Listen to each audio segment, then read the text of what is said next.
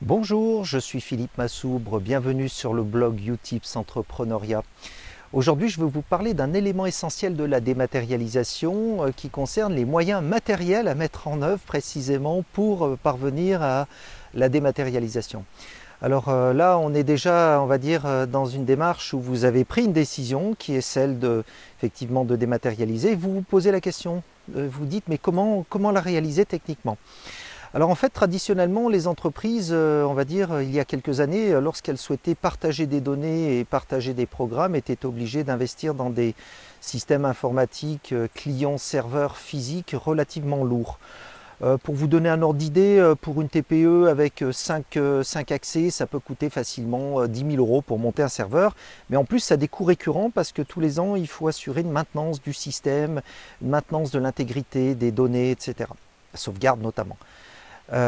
Aujourd'hui, il existe d'autres systèmes qui sont en fait des systèmes de partage de partitions serveurs sur Internet, donc ce qu'on peut appeler le cloud. Mais là, c'est un cloud où on vous donne non seulement un accès disque, mais on vous donne aussi un accès système. C'est-à-dire que sur cet accès distant, vous avez moyen d'installer des programmes informatiques, toutes vos applications. On peut imaginer que vous ayez Word, Excel, ou votre logiciel de facturation, ou votre logiciel de comptabilité.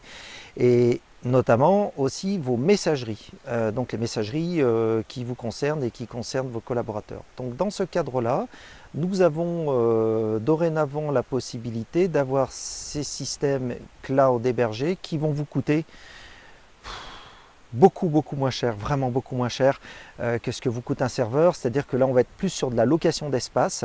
Et donc, il existe des tas de solutions super intéressantes dans ce sens-là qui vous permettent d'héberger vos programmes et données. Donc voilà, ça, c'est vraiment la première étape, réfléchir à votre infrastructure informatique. Tout simplement en la supprimant, c'est-à-dire en l'externalisant. Voilà mon premier conseil de dématérialisation pour une bonne mise en œuvre.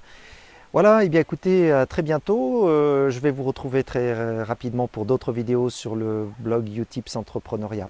Très bonne journée, au revoir.